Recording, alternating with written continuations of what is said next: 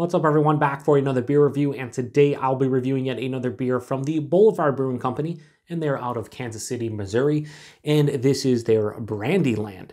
So they're calling this one a spiced Imperial Stout that is aged in apple brandy barrels. To be more specific, this is a double mashed Imperial Stout that is infused with cinnamon and then aged for 1 to 2 years in both apple brandy casks and bourbon barrels. Comes in at 12.4% alcohol by volume, 32 IBUs at the time of review. This bottle is approximately 2.5 months old. So this is one that I've been waiting on for about a month, maybe 5 weeks.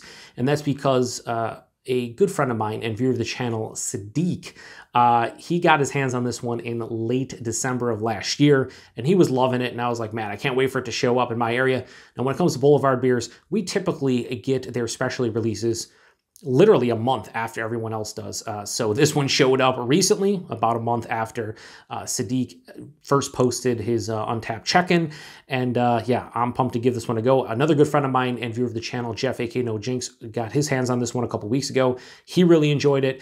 And yeah, it just sounds right in my wheelhouse. A big Imperial Stout. You're infusing it with cinnamon, and then you're aging it in apple brandy barrels and or apple brandy casks and bourbon barrels. It's weird that it just says aged in apple brandy barrels, because on the website it specifically says 1 to 2 years in apple brandy casks and bourbon barrels.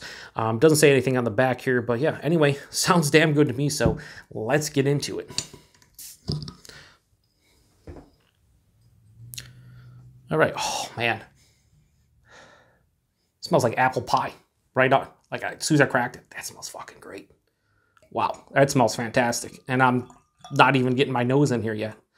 We're gonna pour about half so I can get my nose in there. I don't want to. I want to leave some room for the nose. We're cheating. Yeah, fantastic. Okay, so that poured out pretty much pitch black in the glass. Has about a half finger of this dark brown, creamy colored head. Alcohol legs for days on the glass. Looks fantastic. Let's get a nose. Oh, man. So the barrels screaming. Definitely apple brandy to this one. There's a pronounced apple note. But then there's bourbon, there's vanilla, there's oak. There's the spirit itself, like a peppery bourbon kind of note. The cinnamon is there. And that's where I think the apple and the cinnamon kind of giving me apple pie kind of vibes, especially when I first cracked it and whatnot. For sure, apple pie vibes all day.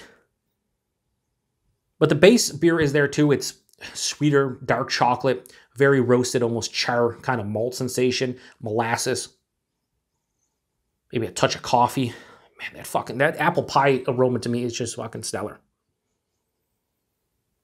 Yeah, I wasn't expecting that. It smells awesome.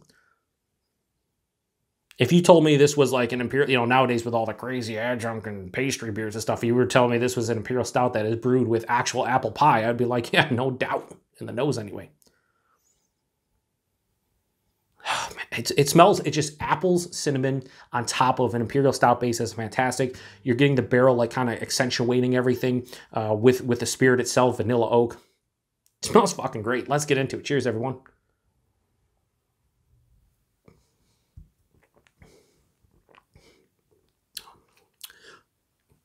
Fucking Christ, is that good? Holy shit.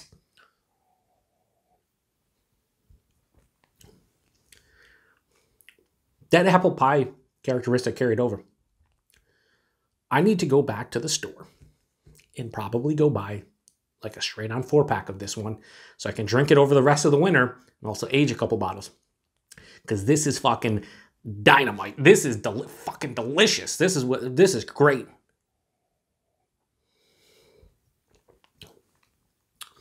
Body's a bit thin. That's one of the main detractors here. We'll just start with the negatives to get those out of the way because there's not many of them. Body's a bit thin. This is like lower side of full body. 12.4%. I want it to be thick, chewy, viscous. And it's approaching that level, but not really quite getting there. The mouthfeel, though, it has carbonation, but it's so soft and smooth. Not really creamy, but just so soft, smooth. It's almost like it's undercarbonated on purpose. I mean, being in the barrels for a couple of years, and probably forced carbonate and all that stuff. Maybe they didn't get enough carbonation, or, you know, maybe this is bottle condition, probably not, but I just feel like a little bit more carbonation would probably deter this beer a little bit. I like that it has lesser carbonation in my palate and a little bit more of the soft, smooth kind of vibe to it. So body, a little bit lacking. It's not a terrible body or anything. Like lower side of full body is still nice. It's still thick, just not as viscous as a 12.4% beer. The taste on it, or the mouthfeel, is fine too. I like it. The taste though, apple pie. I mean, picture apple pie in a beer. I mean, that's what I get first taste. It's just apple pie.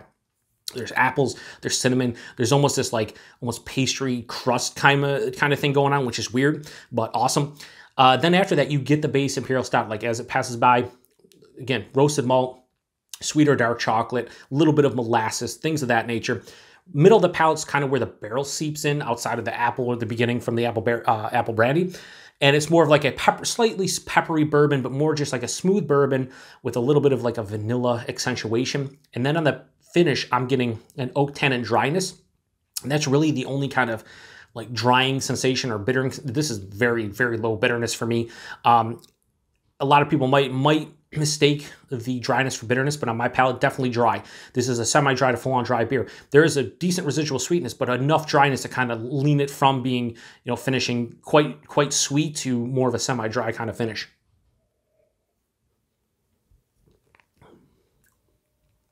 Yeah, because it's sweet on the back, but then that dryness comes in, probably from the cinnamon and the oak tannins, I would imagine. It kind of cuts it. So without the cinnamon and or the barrels, this would be super, super sweet to my palate. But as is, no, I think it's actually quite balanced from a sweetness and dryness and bitterness perspective, which is really nice.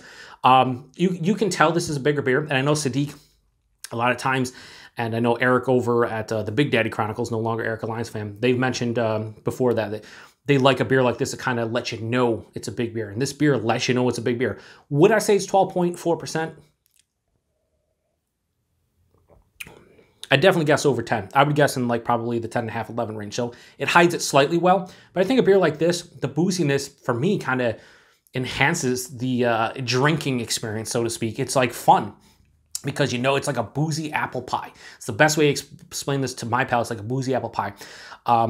Yeah, this is fucking delicious. This is not going to get a 5 out of 5 only because I think the body, if the body was, medium to full on body, this would be a 5 out of 5. I have to knock it a little bit. So I'm going to give Brandy Land from Boulevard a high 4.75 out of 5. I'm going to go 4.8 out of 5. I did not think I was going to give it this high.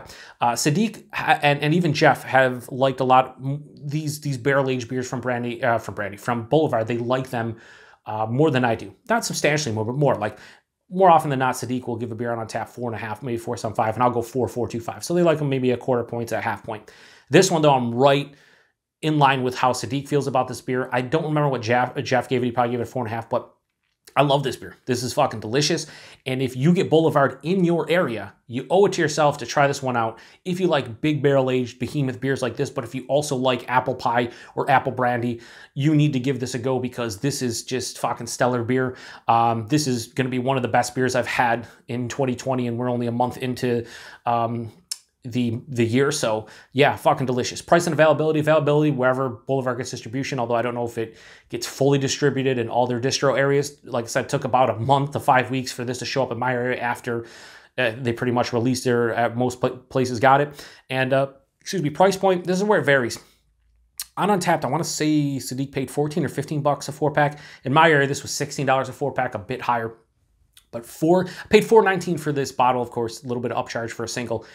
But $16 for a 4-pack of this, every fucking day of the week and twice on Sundays, I would pay that for this beer because it's that delicious.